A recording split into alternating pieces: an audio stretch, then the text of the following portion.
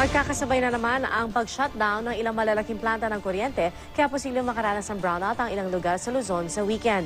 Ang manipis ding reserba ng kuryente noong Hunyo ang naging dahilan ng pagtaas sa singil sa kuryente ngayong buwan. Tataas ito ng 3 sentimo kada kilowatt hour. May report si Julius Segovia. Pumalyang Masinloc Power Plant ngayong araw dahil nagkatagas ang boiler tube nito. Hindi pa rin nagbalik operasyon ng Gen Power at Pagbilao Power Plant. Sa Sabado, malaki-laki pang mababawas sa reserbang kuryente dahil sa ilalim sa pagkukumpuni ang Ilihan Power Plant. Tatakbo na bukas ng gabi ang Calaca Power Plant.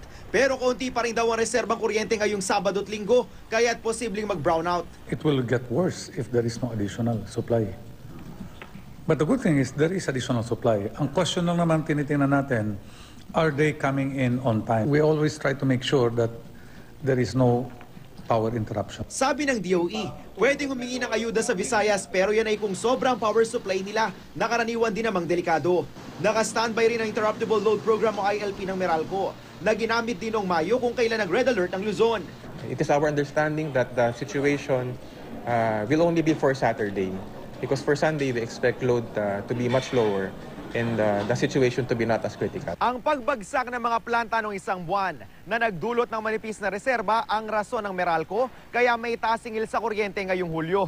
Nagmahal daw kasi ang kuryenteng kinukuha nila mula sa mga supplier kaya sumipa ang generation charge. Kapag ganyang maraming forced outages yung ng mga planta, apektado din of course yung dispatch nitong mga natirang planta na nakapag-supply. Kaya yung suppliers namin nagtaas ng kanilang presyo, both the PSAs and the IPPs. Bukod sa generation charge, tumaas din ang transmission charge. Pero dahil bumaba ang distribution charge, naging 3 centavos na lang ang power rate hike ngayong Hulyo. Sa mga kumukonsumo ng 200 kWh kada buwan, 6 pesos ang taas singil. 9 pesos naman kung 300 kWh ang buwan ng konsumo. Bariyaman, masakit pa rin ito sa bulsa ni Nanay Rustica, lalo't sumabay ang power rate hike sa taas presyo ng mga bilihin. Kaya pangaral niya sa mga apo. Pinagbabawalan ko na sila kung pwede ka ako, minsan lang. At pag hindi importante, huwag gamitin lang ng mga gadget nila. Julius Segovia, GMA News.